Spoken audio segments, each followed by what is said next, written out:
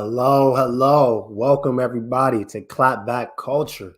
I'm your host, Mike Davis of the South Seattle Emerald. And as y'all can see, Julia's taking the night off, man. So shout out to Julia. I hope she feels better soon. But for tonight, it's just me and y'all. So this is a special treat for y'all. I got my guy Cuddy in the back as always. We're going to have Cuddy pop out for a few topics, but Cuddy likes to work the back. So we ain't going to force Cuddy to do too much. But we're going to have some fun tonight. So if you're here, please pull up, hop in the comments. I definitely want to lean on some of y'all. We're going to have to do this together tonight. Andrew, I see you pulling up. Leon, I see you pulling up. Catherine, I see you out there. We are going to make this a different kind of show. I got the topics. I got the juice. I'm going to give it to y'all. But please make sure you respond. Let's just have a community conversation tonight. So with that, I'm ready. Y'all ready? Looks like y'all's ready. So let's do it. So coming out the gate, man, we got robots taking over the Beijing Olympics. Can you run the video, Cuddy? Meet the robots serving at the 2022 Winter Olympics. China has vowed to safely host the February Games in Beijing. These guys are part of that effort to ensure social distancing for athletes and guests. Here in the main press centre, journalists arriving early for the Games were greeted by something of a novelty. Instead of canteen staff, food arrives from the ceiling, and even food like burgers are being prepared electronically. It doesn't stop there. Elsewhere in the media centre, a robotic arm is serving up cocktails. It can make over a dozen recipes and takes just 70 to 90 seconds to measure, shake and serve. Human bartenders are also on duty to lend a hand if that antiquated human touch is ever needed. It may not be service with a smile, but robot room service is at least social distancing friendly. This is one of the official Olympic hotels in Beijing. Guests type a PIN code in to access food. Another attraction at the press centre, a robot serving up ice cream. To buy the sweet treat, one must go to the cashier to pay first and get a receipt with a QR code. Machines can turn out plain vanilla with options to add toppings like Oreo cookies or chocolate chips and different flavour sauces.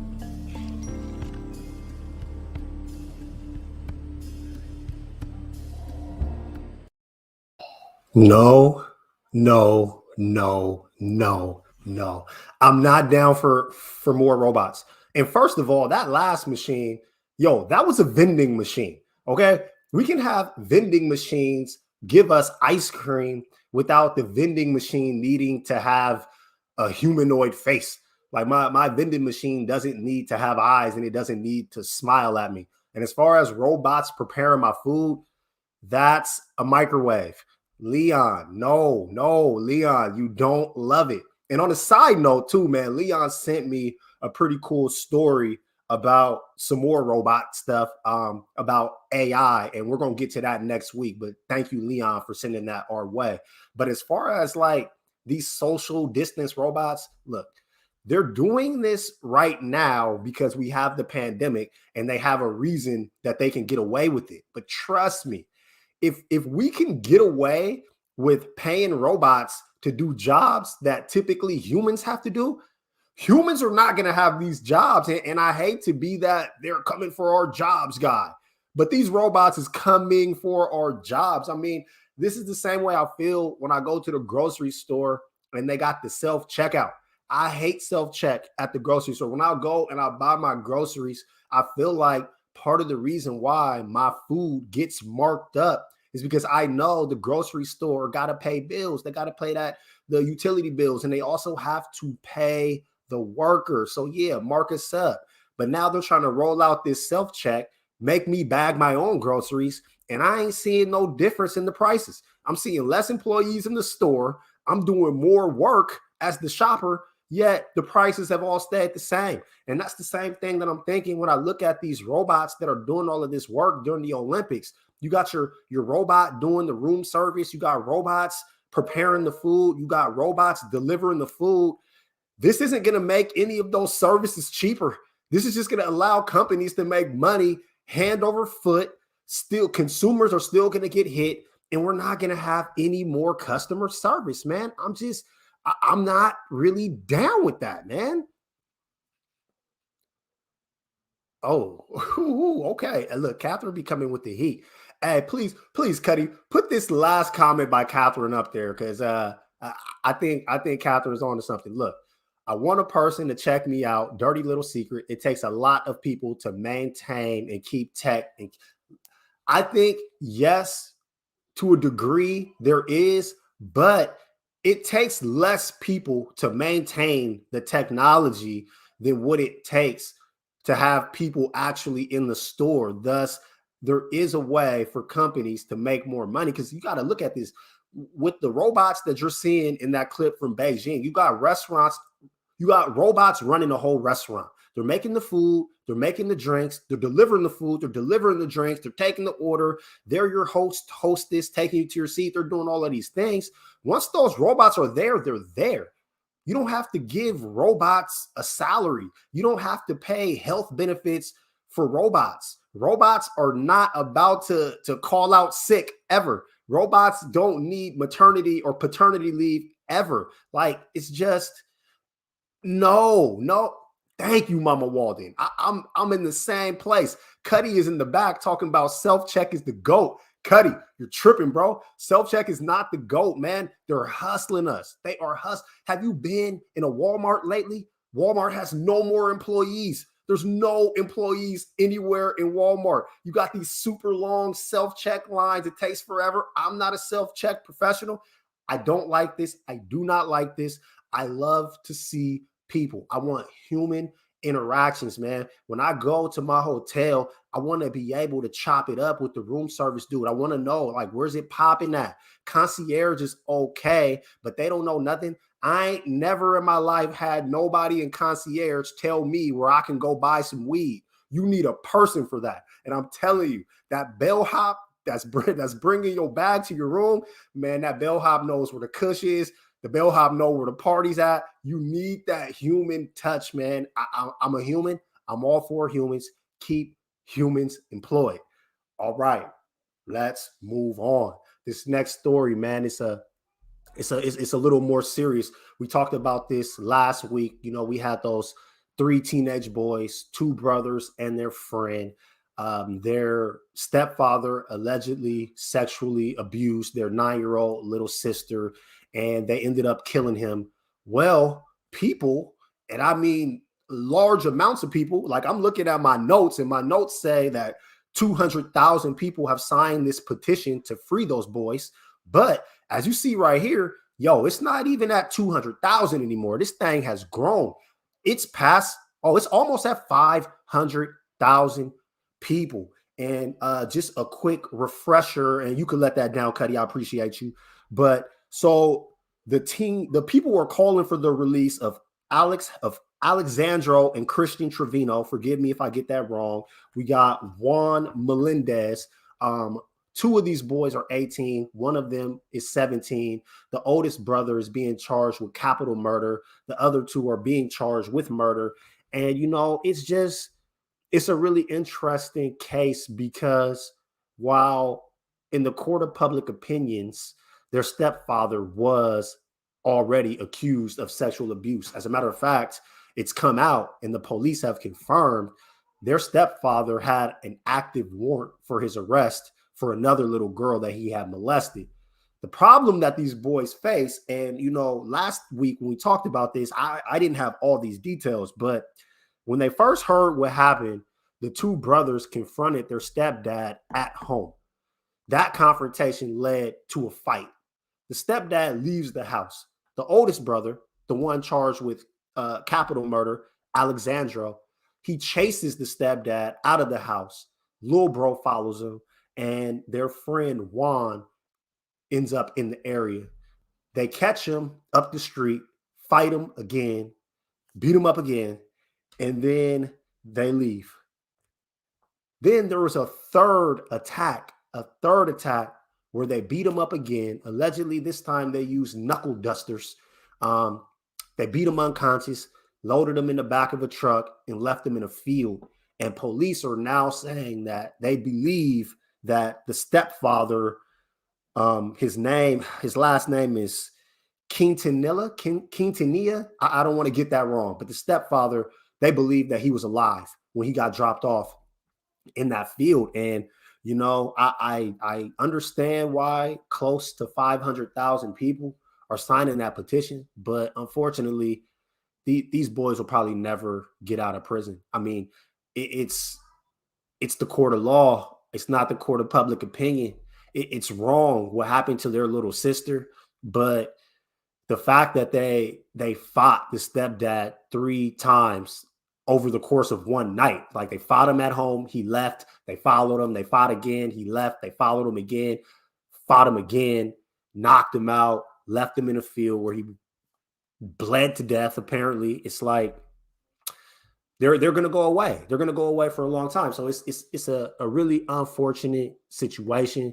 We just wanted to bring it back because there were some more details that emerged. And, last week, I feel like Julia and I definitely felt for these boys. I mean, the 2 17-year-olds and an 18-year-old who are looking at spending the rest of their lives behind bars is sad, no matter how you slice it. But, it's the law. And I just don't see any wiggle room. But if any of y'all got anything to say, anything to add, please drop it in the chats. But I think we're going to move on from that one.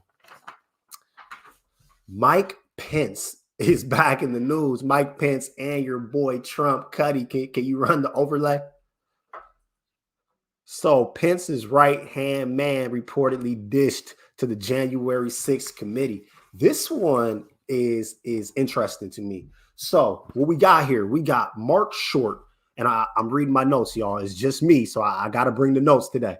But Mark Short is the chief of staff to former Vice President Mike Pence, and he testified before the January 6th committee. And while at this time it's still unclear what he said specifically, it was quote unquote lengthy.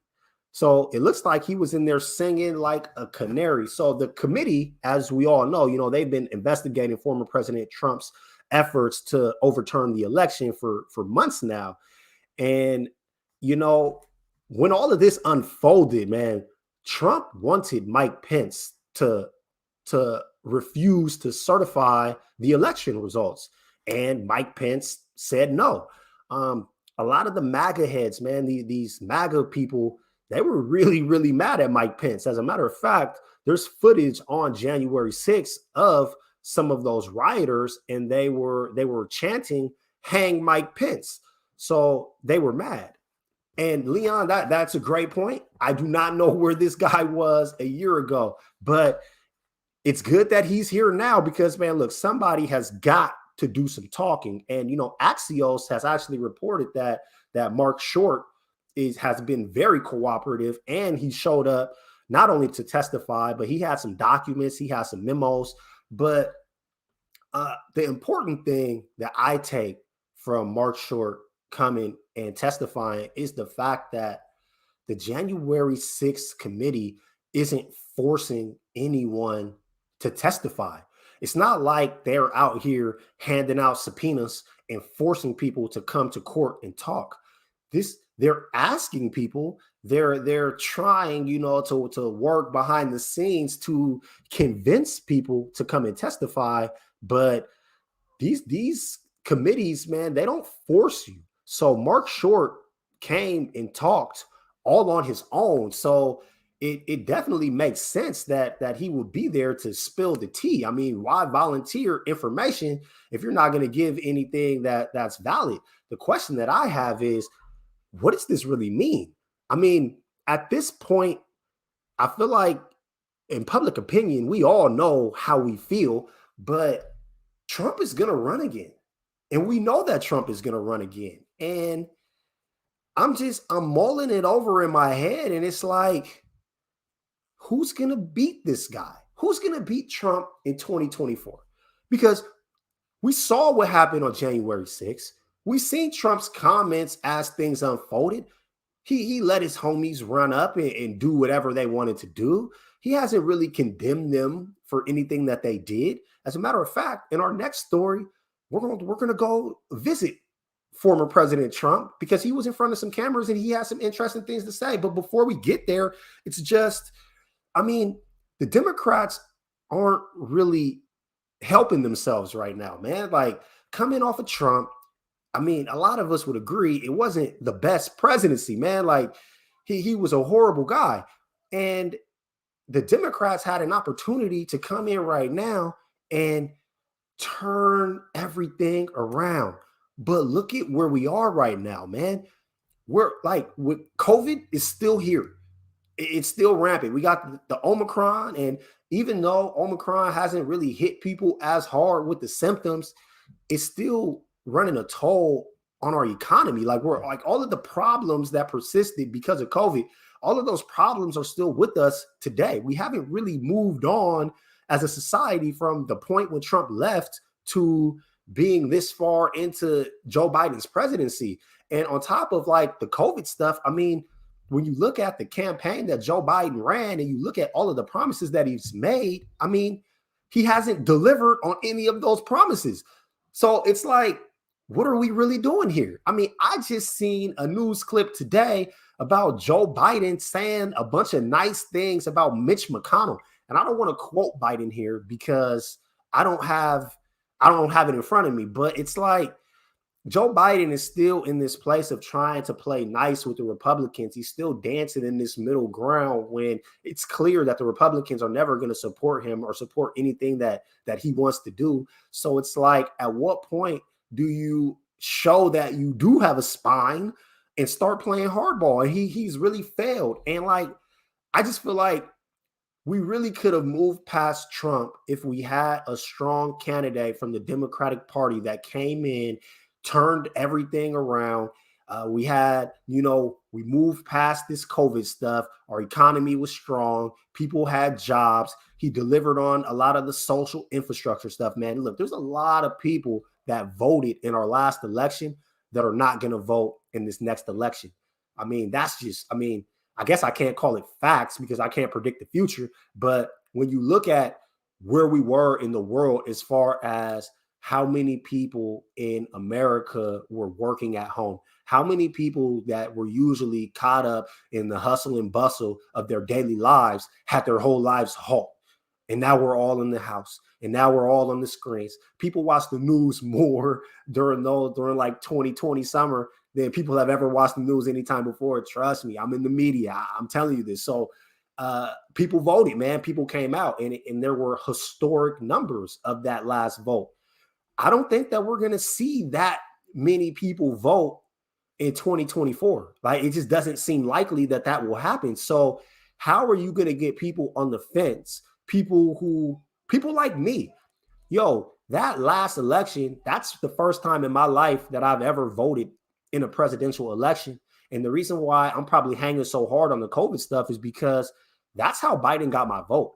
I knew he was Mr. Law and Order. I didn't trust this man as far as I could throw him. I didn't think he was going to do anything for Black folks. I didn't think he was going to do anything for immigrants. I didn't think he was going to deliver on a lot of these promises.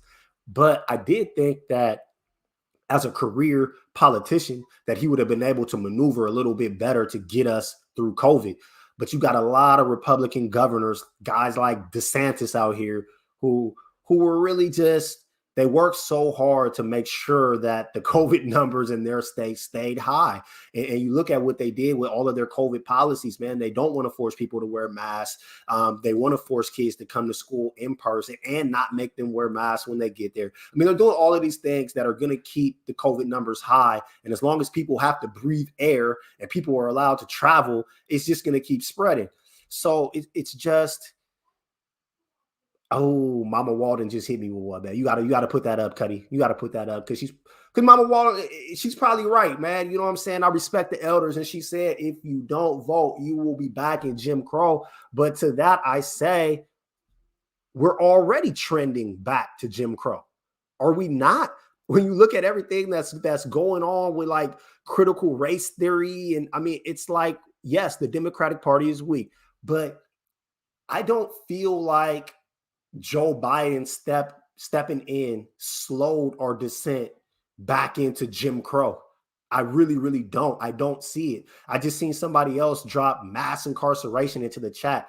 Joe Biden is the grandfather of mass incarceration. You know what I'm saying? So like, I never expected him to come in as president. And in that, I did expect him to come in as president and rebuild the infrastructure.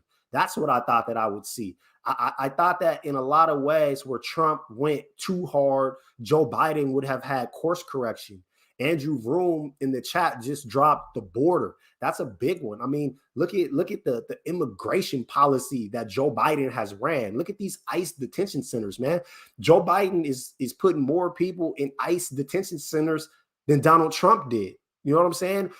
We just had that situation at the border when all those black and brown looking folks was at the border, man. Joe Biden was trying to turn them all away. Look at the bombs that he's dropping abroad on black and brown nations, man. It's like Joe Biden didn't come in and turn things around. Joe Biden came in and literally couldn't do anything. He can't get past Manchin. He can't get past cinema. So he can't even do things within his own party, let alone fight against the Republican Party. So really, I mean, why would any of us vote Democrat ever again?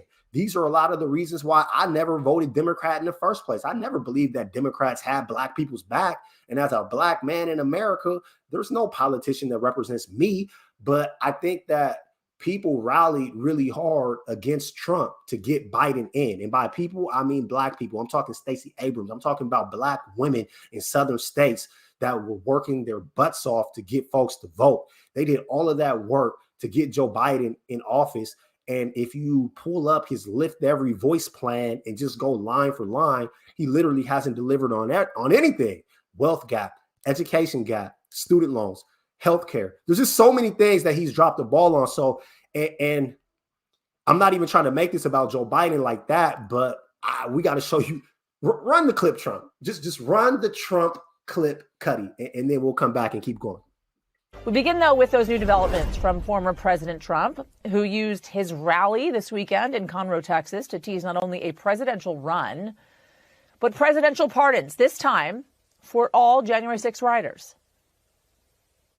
If I run and if I win, we will treat those people from January 6th fairly. We will treat them fairly. And if it requires pardons, we will give them pardons because they are being treated so unfairly. Yo, not only is your boy Trump planning on coming back, he wants to pardon the January 6 rioters that end up in jail. Now, to be fair, will any of the January 6 rioters still be in jail in 2024? I don't really think so. It looks to me like most of these people just get slaps on the wrist. So I don't really see any long-term prison sentences coming down. But just the idea that he's stepping in front of microphones and cameras saying that he's willing to pardon the January 6 rioters, I mean, I want to say that it's insane, but it's really, really, really on brand with Trump. Nobody rides harder for their constituency than Trump. Nobody rides harder for their homies than Trump.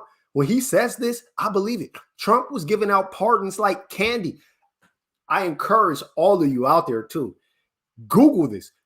Google how many people Joe Biden has given presidential pardons to. Just go look it up, man.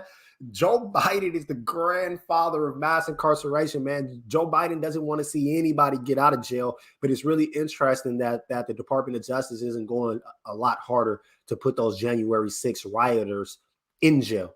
That was a blatant attack on democracy. That was a blatant attempt to overthrow an election. And not only are the rioters and insurrectionists out here getting slaps on the wrist, man, I think the last time I checked, I saw 16 states make restrictive voting laws. So like it's happening, like the vote, like they're taking over the vote. What are we going to do? We just had the Voting Rights Act. What happened with that? It failed. Democrats couldn't even get that passed. So it's just, when I see that clip of Trump and I hear that rhetoric, man, and I'm looking around this country and I'm having conversations with real people out here, man, it doesn't look good for the Democrats in 2024. On the Republican side, if I had to guess, I'd probably say that DeSantis might run. But at this point, do I even think that DeSantis could beat Trump? I don't know, man. Trump plays real dirty. It's hard to say. But as far as Democrats go, if you know a Democrat that you honestly think has a snowball's chance of winning in the next presidential election, drop that in the chat, because I would love to dive into that. Because when I look at the Democratic Party, man, I got nothing. And I don't even know that Bernie's going to give it another go, man. Oh, Leon, man, you're absolutely right. So, I mean, we're going to have to figure something out. I don't know what it is, but we are going to take a break. When we come back, we're going to jump into some of these topics that are all focused on doing it for the culture. This clapback culture. I'll see y'all after the break.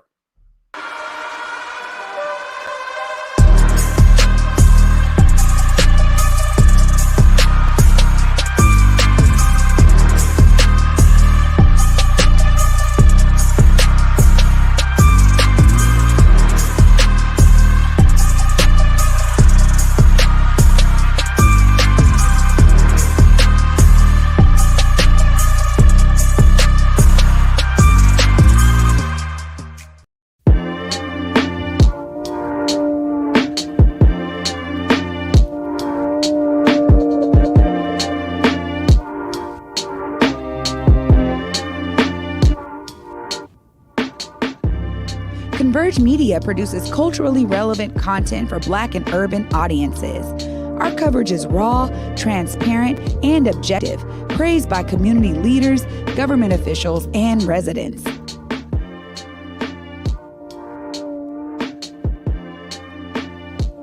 Support Converge Media today via Venmo, Cash App, or PayPal at Converge Media.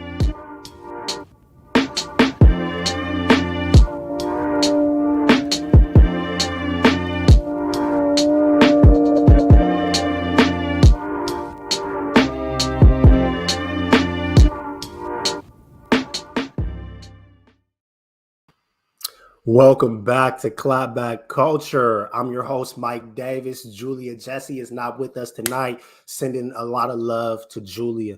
Before we get into the next topic, though, man, I told y'all, today I want to be in the comments. I want to talk to y'all. Elizabeth Warren for president? You've got to be kidding me, man. Come on, Leon. I expect more from you, Leon. You're always here. I always respect your opinion.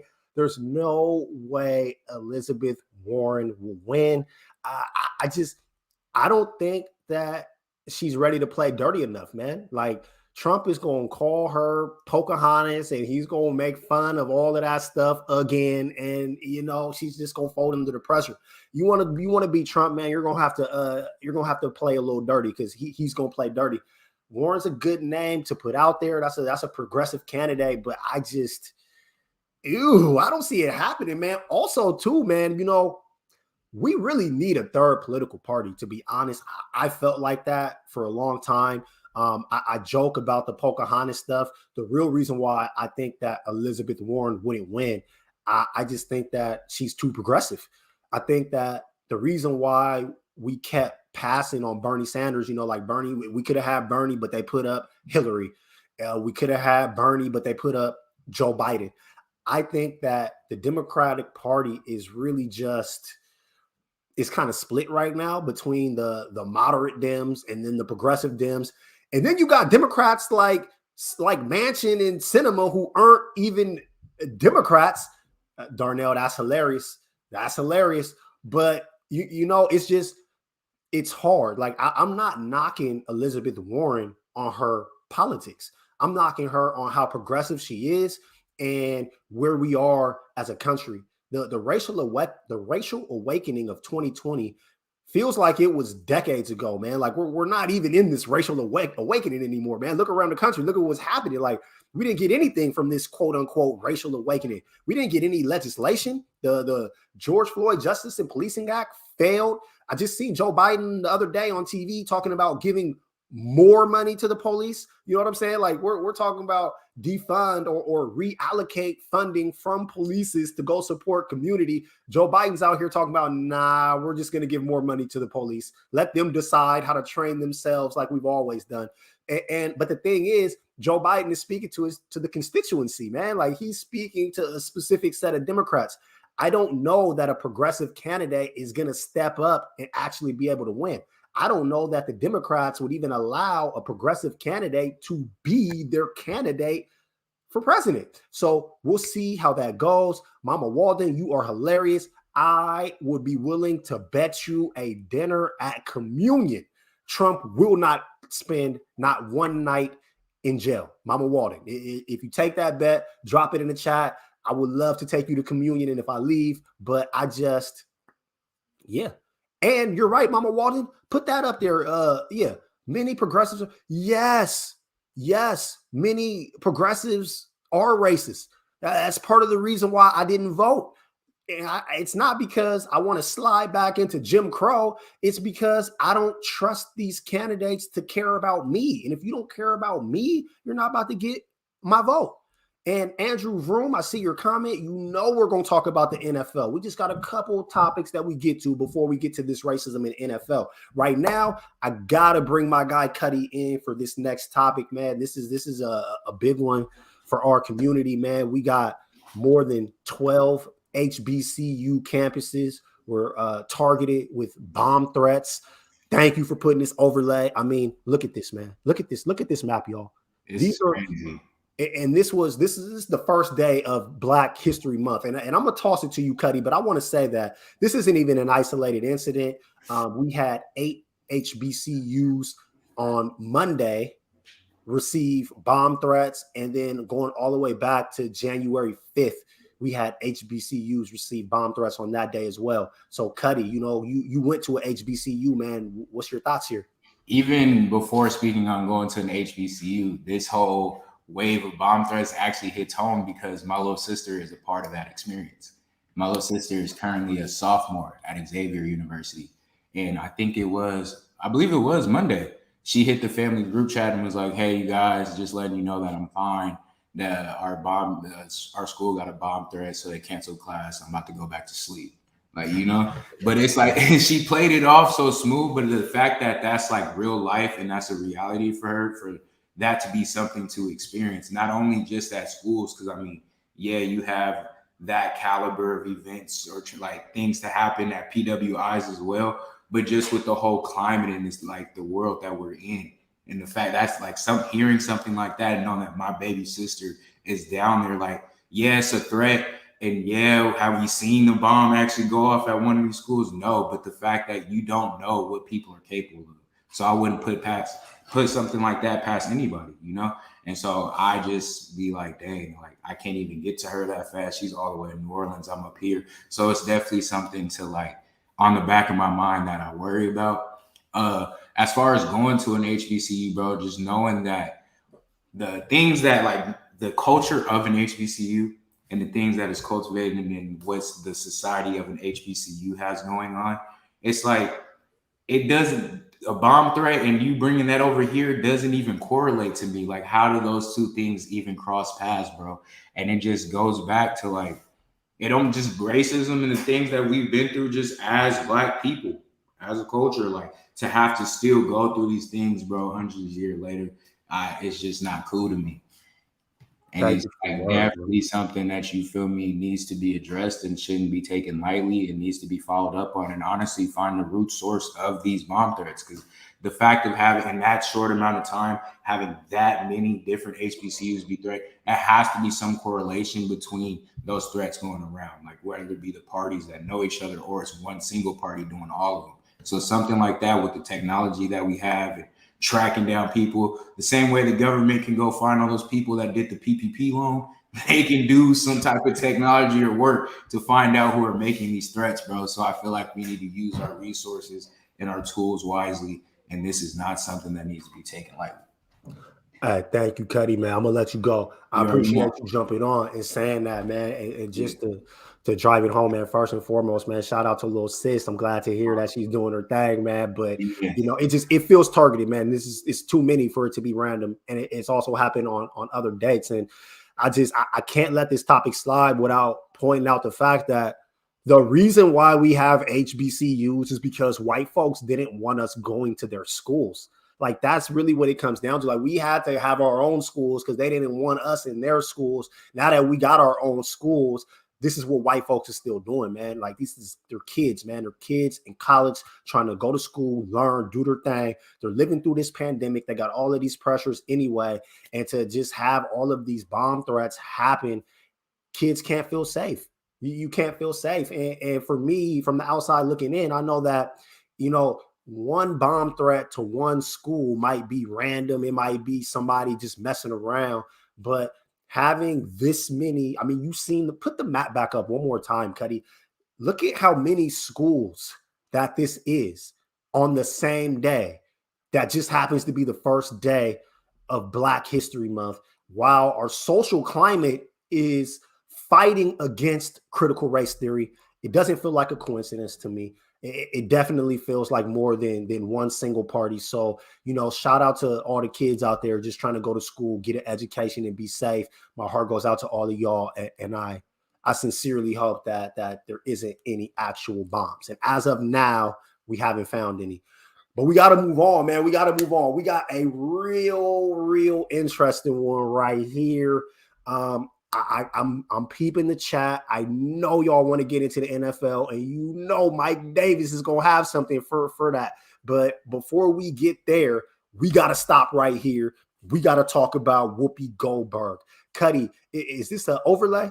Okay, so ABC suspends Whoopi Goldberg for 2 weeks over her Holocaust events. All right, let's drop that. Bring me back, Cuddy. I need to talk to the people. So, what Whoopi Goldberg said was that the Holocaust was not about race. She didn't just say this once. Like, she said it, and she said it with her chest, and she meant it.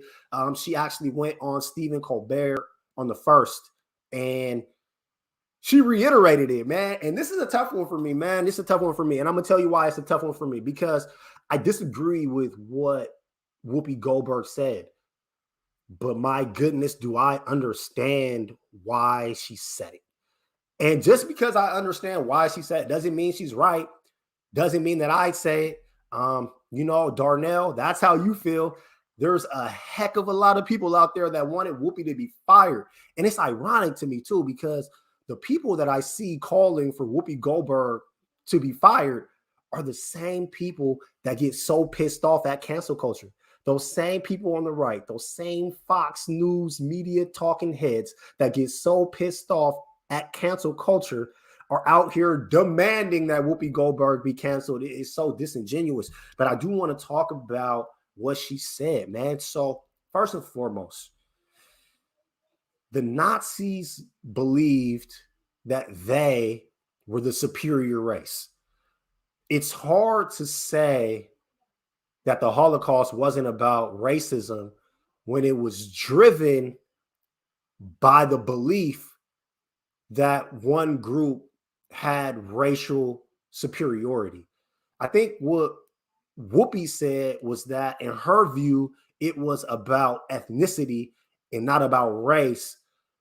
But if you put yourself in the shoes of a Jewish person, and the Holocaust happened, I mean,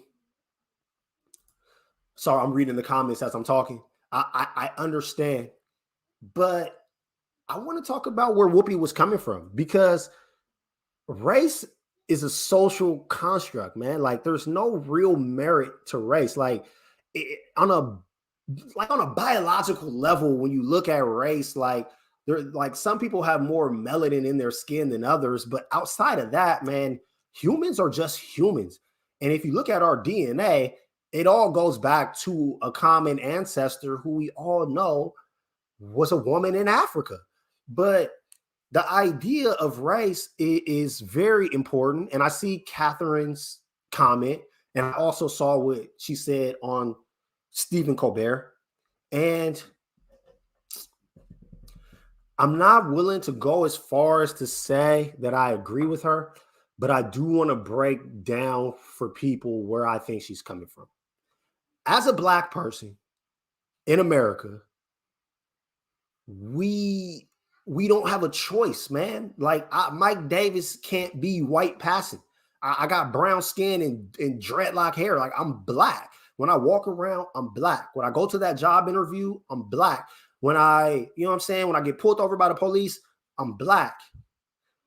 Jewish people look white, man. It's just a fact. And it's crazy. To me personally, like if I saw 10 white people just standing right in front of me right now, I promise you, I would not be able to tell you who's Jewish and who's not. To be honest, for a long time growing up, I thought being Jewish was a religion, not your race. I had to get older and become more informed and, you know what I'm saying, and go through my own learning process to actually understand the fact that Jewish people do look at themselves like a race.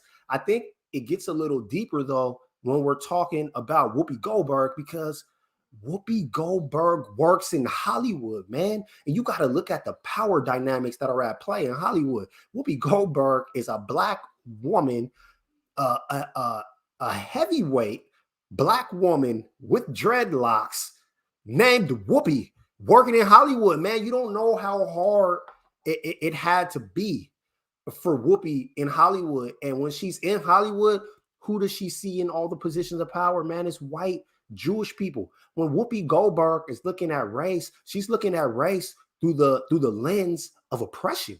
She's looking at her race as a Black woman, as the oppressed class. We know that the Holocaust happened. We know how horrible the Holocaust was. I'm not here to swap trauma stories, but I am here to say, if you look at America and you look at where Jewish people stand in the social hierarchy of America, I understand why Whoopi said what she said. I'm not going to say that I agree. I'm not going to say that I would never say the same thing. But I do think that the 2-week suspension was actually too much, to be honest. I think that this is something that could have been discussed. I think that this is something that could have been treated as a learning moment. I feel like I watched Meghan McCain say all sort of wild stuff on The View, and I wasn't seeing her get suspended. She ended up quitting her job on her own. But like, you know what I'm saying? Like, I feel like it's a fair conversation to have, and I think that there's a lot of layers. I think that I could take it to another place, man. I was having a conversation with my partner the other day about somebody. It was an older person, and they said something, and Darnell, I see you in the chats, bro. I can't take it there, but I see you, bro. I see you. But I was talking to my partner, man. I was talking to my girl, and she said something about somebody, and they was Irish, and I was like, man, they're Irish. And she was like, okay, but they're still white. And I said to her, they're white now. And what I meant by that, again, is going back to race as that social construct, man. There was a time when these immigrants, these immigrants that were Irish, these immigrants that were Polish, man, they wasn't white people, man. They wasn't. They had to become white people. Now they get to be white people and they get to walk around with their white privilege. But there was a time when they couldn't. And I only say that because our ideas around race and how we view race are actually extremely fluid.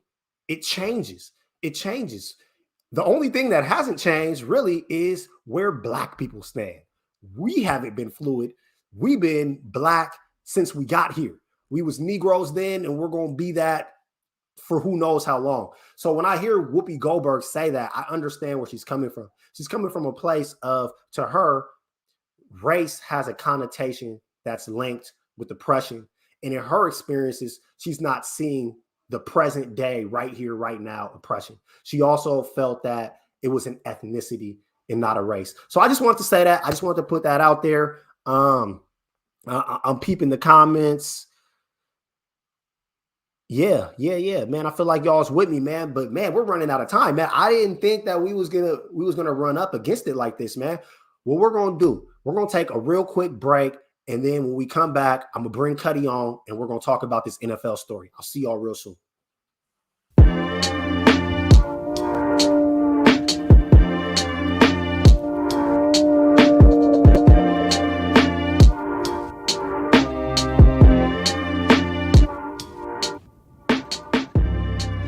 Converge Media produces culturally relevant content for Black and urban audiences. Our coverage is raw, transparent, and objective, praised by community leaders, government officials, and residents.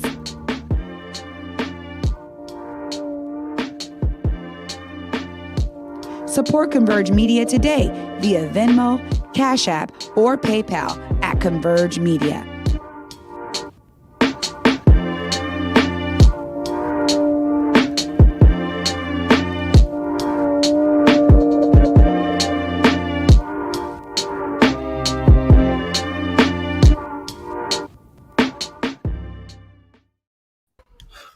Welcome back, Cuddy. You're here with me, man. So, man, I'm gonna give you the choice, man. Where we going right now, Cuddy? We going ASAP Rocky or we going NFL? Nah, let's go NFL first because that's a little more serious topic, and then ASAP because it might be a little comedic with that one because I got some things to say about that. So we're going to do that, but real fast before we do that, I do got to say Leon put up a comment. I think it summed up our last conversation very well. Leon said that he thinks Black people were talking about race and Jewish people were talking about the Holocaust. That is the disconnect. There is a disconnect. We got to find a way to come together. Let's talk about the NFL. Former Dolphins head coach Brian Flores is suing everybody, man. He's suing the NFL. He's suing the Miami Dolphins. He's suing the New York Giants. And he is suing the Denver Broncos for discrimination in the hiring practices. And before we get into that, and I promise I'm going to pass it to you, Cuddy, I think that it's really important to explain one thing. As soon as this lawsuit came out, first day of Black History Month, NFL released a statement immediately, probably an hour later. Crazy how fast it was. They said that there was no merit to Brian Flores' claims. Funny how they said that there's no merit to these claims when you gave yourselves a whole hour to do an investigation. There was no investigation. NFL, you're tripping. Now, you can't say that there's no merit to his claims because the NFL has this little thing called the Rooney Rule. Before I toss it to you, Cuddy, I just want to explain the Rooney Rule to everybody out there that might not know. So the Rooney Rule is an NFL policy that requires teams to interview ethnic minority candidates for head coaching and senior football operation jobs. It's named after former Pittsburgh Steelers owner Dan Rooney, who was the chairman of the league's diversity committee. Now, the Rooney Rule was created in 2002. It was created in 2002. Yeah. Johnny Cochran. That's right, y'all. The Johnny Cochran, he put together a report in 2002 after the firing of head coach Tony Dungy from the Tampa Bay Buccaneers and Dennis Green from the Minnesota Vikings. Tony Dungy was coming off a winning season when he got fired, and Green had 10 years of winning seasons. One season where he lost, he got fired. Johnny Cochran dropped this damning report. It went over the NFL, and it showed that Black coaches have a higher winning percentage than white coaches, yet Black coaches are more likely to be fired than white coaches, and they are less likely to be hired than white coaches. And at the time, in 2002, when the Rooney Rule was implemented, the NFL had only had 6 Black head coaches since they became a league in 1922. Right here, right now, today, the NFL has 1 Black head coach in a league that is 70% Black. Cuddy, what you make of all this? After you made that comment, that's actually what I was going to bring up, that it is actually, in fact, only 1. And what shocks me as well is that there is 5 teams that now have openings for a job. And for one, not one of them are any type of minority at all. And out of all 5, 1 coach had 2 years of experience of head coaching at all. The rest had 0. That doesn't make any sense to me, bro. And then just the story in general, it actually hits me a little different because, I be in Miami. You feel me? My brother plays for the Dolphins. So that was his actual coach. So I definitely want to chop it up with him to get his take. But on this topic, recently I watched some interviews about it, seeing social media and whatnot. So I don't want to speak too much, or you can't quote me because, I don't like to speak on things I don't know too much about. But what I will say, and from what I have seen, is that there is allegations of I forgot what organization it was, but to offer the coach money to like lose games. So then that way it puts them in a better position for draft picks and whatnot. And it's funny that that's something that they would do, because when I watched the recent interview on the podcast called The Pivot, hosted by Ryan Clark, Shannon Crowder, and Fred Taylor, they had Coach Hugh Jackson from there. And if we know that, we know he was at the Cincinnati Bengals. He was at the Browns, and what's crazy, and the Raiders. So he started out at the Raiders when 8-8 had a winning season. Boom. Then he goes to Cleveland, or no, not Cleveland. What's the team before that? The Bengals. Yep. He has another winning season there, and then from there, that's when he went on that one for 31. But the thing about it is, he was saying how he was evaluated, and like typically how the process goes. Like if you do get let go from that job, it's a funnel system. You usually drop down to like a defensive coordinator or offensive coordinator. Like he didn't get any of that. And it's like what his whole thing was, you can't say that I don't know how to coach the game or get a group of men to win games if the fact that in a matter of a year time span, like I was just in Cincy a year ago. So you mean to tell me that it's me and not more so the players or the system that I have around me? Because he also went on to explain how that control of being able to pick the pieces that you need or be able to have that counsel with the upper general management and whatnot. Like, all right, even if I can't handpick this player or these players that I need, let's consultate so I can express to you what our team currently needs, what I'm looking for, so you can then gather that information. Even if I'm not going to be in that room when you make the decision, you can at least consider my opinions and my thoughts and what I think this team is going to need and what's going to help best fit my system, because I'm leading your team. Okay. So it's almost like in a situation where it's like you're already set up to really fail. No, like, literally, they are that. And if you think about it, the way that they assess in like black coaches versus white coaches, you only have really one chance for real. A white coach can go years for losing, and just because of like maybe who they know or the type of connections that they got, they're not going to really say anything. So the fact that you're already walking on eggshells, how can you fully be comfortable to fully do your job? If you know that, right, almost like on some, remember the Titans, they threatened him. They gave him the job. Then literally after the first game, hey, I'm just letting you know that if you lose any game this season, you're getting fired immediately. Like, how do you put that type of pressure on someone, you know? So I don't know. It's just an interesting thing to me. And I just honestly feel like it honestly brings me to that situation where they give us like crumbs and we get satisfied with it.